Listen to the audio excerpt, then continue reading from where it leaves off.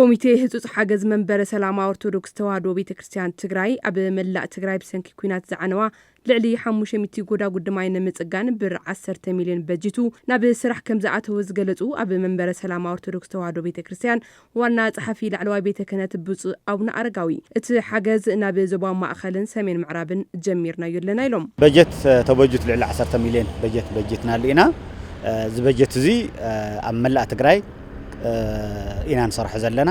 ንምንታይ ሕድሕዱ ዝተሰበረት ምጽጋን ወይ ደሞ ምቅያር እዩ ሕዚ ግን ቦምባ እናሰርሑ ዝነበሩ ዝተቋረጹ ወይ ደሞ ማይ ርሒቕዎም ናይ ማይ ጸገም ዘለዎ ምስ ተጸጊኑ ናይቶም ቱቦታት ክቅየሩ ዝግብኦም ኩሎም ቀይርና በሓድሽ ንሳቶም ደግሞ ልዕሊ 10 ሚልዮን በጀትና ኣለና ዝበጀት እዚ ደግሞ መላእ ትግራይ ጉዳጉድ ምስ መንግስቲ ዘሎ ምስ ናይ ወረዳን ናይ ዞባን ናይ ክልልን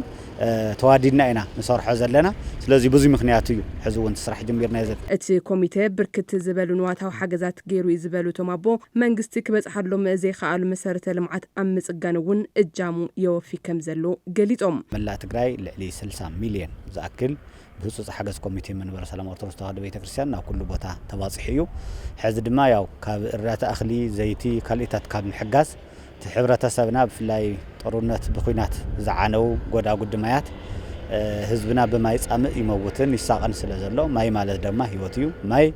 መድሓኒት እዩ ማይ እንተሃልዩ ሁሉ ኣብ ገደናታት ንሽተይ አትክልቱን ሓምልታቱን ክበልዕ ይኽእል እዩ ማይ ድማ ናይ ኩለትና ናይ ጥዕናና መሰረቱን ስለዝኾነ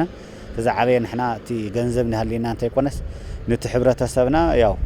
ካመይ ንህዝብና ሓገዝ ካመይ ጌርካ ሕብረተሰብ ካመይ ጌርካ ሓገዝ ከም ዘለዎ ንምሕሳዊ ኣብ ሰሙን ሕማማት ኮይና እንጅምሮ ዘለና እዚ ሓገዝ መንፈሳዊ ዕግበት ዝፈጥሩ ይዝበሉ ብፁዕ አቡነ አረጋዊ ንስተጸገመን ዝዓርቀን ህዝብና ብምሕጋዝ ትርጉም ሕማማት ክነኽብር ይግባእ ኢሎም ሓንቲ ጉድጓድ ልዕሊ 3500 እስካብ 1000 ዝኾኑ ገባራት ቦራታት ይምጥቀምለን ነዚኦም ማለት ደግሞ ብዝሓለፈ ልዕሊ 25 ጎዳጉዲ ኣብ ገራዓልታ ኣብ ድጉም ዝገበርናዮ ስራሕቲ ውጤታማ ከም ዝኾነ ድማ ሪኢና ኢና እዚ